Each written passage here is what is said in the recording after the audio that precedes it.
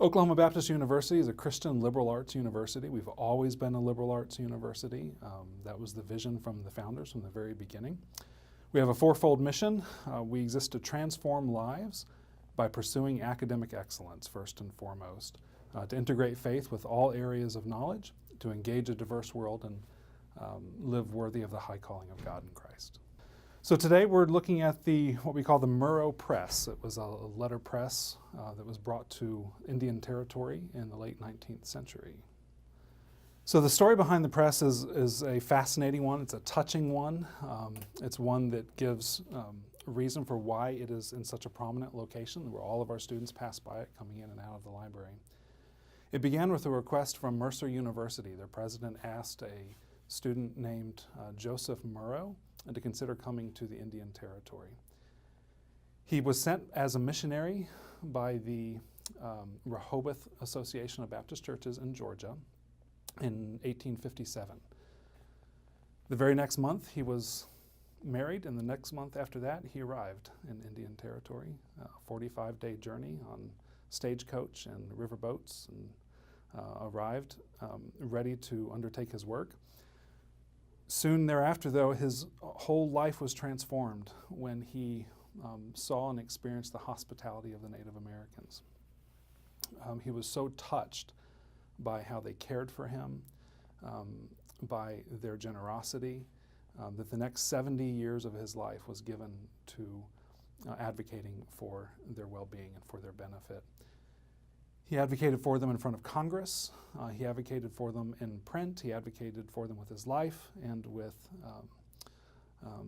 every resource that he had. In 1887, Congress passed the Dawes Act. And a few years after that, in 1898, Congress amended the Dawes Act with the Curtis Act, which dissolved all tribal governance and allotted the lands to individuals. The detriment to the Native American with that, in part, was that their orphaned children were being trafficked by those who would gather them by the score and petition courts for guardianship of the orphaned children, and then take their inheritance from the tribe, and the children would often just disappear. And so Joseph Murrow thought that this was extremely unchristian. He thought that it was not right, and just as a matter of justice and advocating for those that he knew and loved, he started an Indian orphan's home.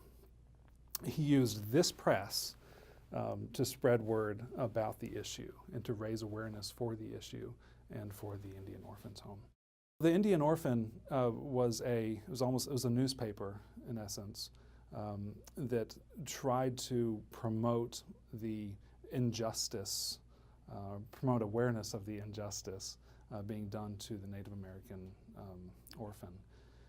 The contents included news about fundraising and included news about even some missions work that was happening in the area at the time. That would have been Atoka, which is about a little bit southeast of us here in Shawnee.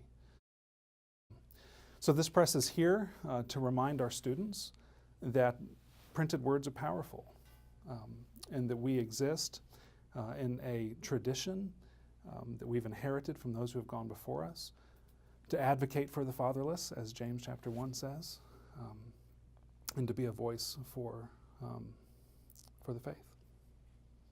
So this is a typical example of a late 19th century letterpress, and it's operated in two ways, either with the turning of the wheel or with the foot pedal, which is in the front. The way it would typically work, this is the ink plate, and the ink would be applied. It's a real thick ink, and it's almost like a paint, and it would be smeared onto the ink plate. And every time the wheel is spun and the gears cycle through the mechanism, this plate is turned 1/8 of a turn. And there will be a roller that comes up and rolls across the ink plate to gather the ink. And as the roller comes back down, these two plates separate. This top plate here would hold what was called the chase. The chase held the movable type. So you had the pieces of type that would be arranged and held in place with wooden blocks and pieces of metal that when you tightened them would expand to hold everything in place. And that plate would be held right here with this clamp. So the roller would come down, go down along the face of the type. This plate would come down, paper would be placed on that plate, and when the rollers moved out of the way, it would come back up, press the paper to the type, come back down. Rollers would then re-ink, ink back over the face of the type, and then the paper would come back forward again. So if you're using the foot plate, you have your two hands free, one hand to pull the paper off after it has been impressed, and the other one to put a new piece of paper in. And by backfilling it, putting some papers behind that so that there's less space, when that's pressed against the type would then almost emboss it. So that's typically how it works. It's not that complicated of a machine.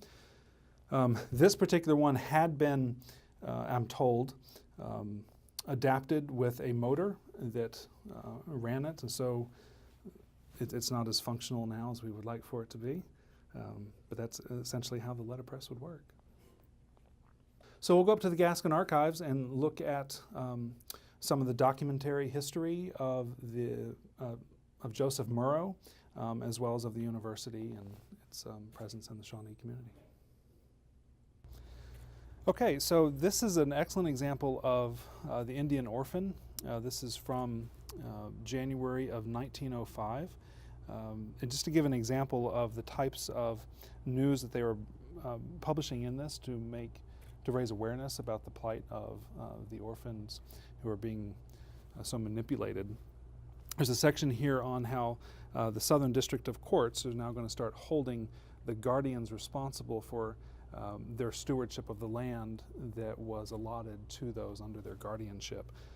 So this is probably the largest repository of the Indian orphan publication that we know of, and contains some terrific images of the school and the students who are there. Moving on down the line here, this is a photo of he and one of his wives. We're not sure which wife. The year after he arrived in Oklahoma, his first wife passed away, and as did each of his subsequent wives. He ended with 4 wives, and many of his children also died in the Oklahoma Indian Territory. He stopped temporarily in Atoka, Indian Territory, and ended up staying for the rest of his life. And this is a photo of he and the church that he founded in Atoka. And this is him near the end of his life in the center. He lived to be, I believe, 94 years old, which is remarkable for that generation. The Indian Missionary, which was also published on that printing press that we have downstairs, preceded the Indian Orphan, but ceased in print sometime in the late 19th century. This is a good example. This is the second issue of the Indian Missionary. Missionary was intended to relay news on the mission work in the Indian Territory. So it would have been read by area churches as well as by the sending churches back in Georgia, for example. So news on the state of the evangelistic efforts, what their needs are, if they need to raise any money, things like that. He also founded a university for the American Indian up in Muskogee that these catalogs are some of the early catalogs. I'm not sure when that university was founded. These catalogs are from 1897, 1898. That university is now known as Bacone University. So here is a letter that he wrote in March of 1895. The contents of the letter itself are not that significant, but it does indicate that he's writing from the Baptist Academy in Atoka, which was the predecessor to the Indian Orphans Home in Atoka before it also moved up to Muskogee. But you can see that it's with special attention given to the care of Indian orphans. So as a Christian liberal arts university, we see the role of the university archives as well as our denominational archives that we hold in the Gaskin archive as one of stewardship. We need to steward these things both so that they survive for posterity, but also because we feel like we're stewarding the record of history. Some of the current researchers, or the most current research on J.S. Murrow, have mentioned that no new primary sources have come to light, that these repositories of information that were available to researchers have now gone missing. And we think that we have some of that has gone missing, and we see that as a matter of stewardship on our part to make sure that these come to light, both to make the record of this kind of work and ministry of mercy known to the world, but that also so that researchers can have access to that record.